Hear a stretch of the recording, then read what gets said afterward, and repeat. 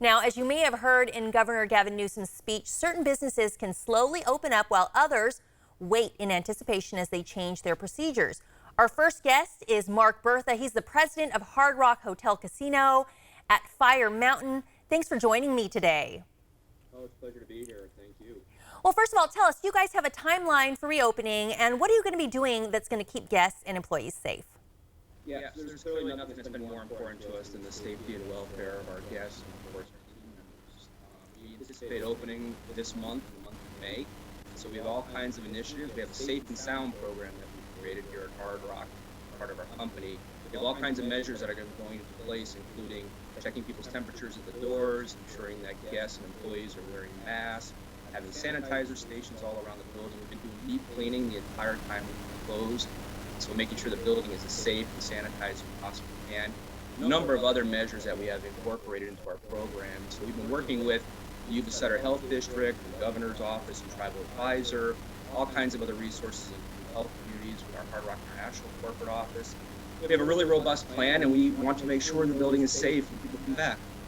Well, it's really good to know that you guys are doing those things. So I guess guests can expect things to be different in terms of keeping everyone safe, like the rules for social distancing.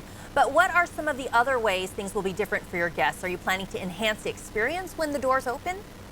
Yeah, so I mean, to your first question, obviously the building will be a little bit different. We'll be spacing people out in our restaurants. We'll be having games on and certain ones off to make sure every other game, is spaced equally on our gaming floor.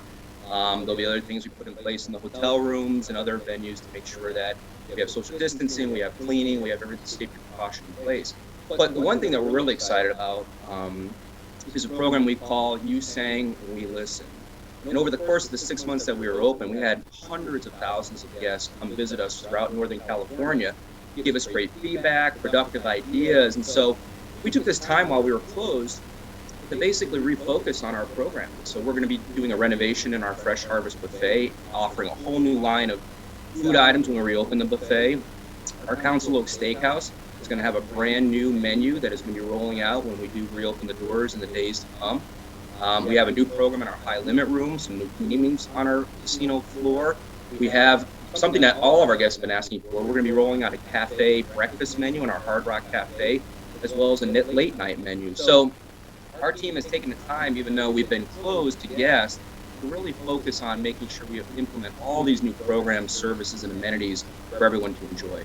And it sounds like there's going to be some new things to look forward to. That is great. Now, the Enterprise Rancheria Tribe and the Hard Rock Sacramento have been working with the community since this all began. Can you talk about what that is involved? Yeah, I mean, we have a great partnership with the Enterprise Rancheria Tribe, who are our owners here. They are absolutely committed to the local community, Yuba Sutter, and the entire region. And so they have been so incredible. Every time we've said, hey, we want to do something, we want to pay our employees, we want to give them their wages and tips, full benefits, making sure we're keeping our management staff, they've said absolutely no questions asked. And we've done a lot of other things in the community as well.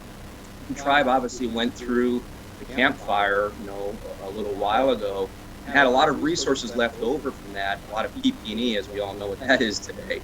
They made a $100,000 donation of personal protective gear to the local hospitals in the region. In addition, we've been doing tribal food donations. We've given over $100,000 away in food donations to tribal elders and to the community here in the region. We have doing a program with all of our employees. We're giving over $200,000 of gift cards, grocery gift cards for our employees that are most in need right now. So when you add all that together, as well as the food that we gave away right before we closed the doors, that's close to $500,000 in community support efforts that we've been doing underway. At the same time, we've been working with our employees. Even though they haven't been in our building, we've been working with them offline, online, and giving them all kinds of training on guest service and business practices and ways they can enhance their careers here with our company. We even partner with Florida Atlantic University with our Hard Rock corporate office to allow our employees to get an online hospitality degree and do some classroom training online while we've been closed. So again, we've been engaging our community, engaging our team members, engaging our guests with all kinds of great programs to ensure that we're actively supporting everybody in this time of need. Very positive news coming out from the Hard Rock Hotel and Casino at Fire Mountain. Thanks, Mark.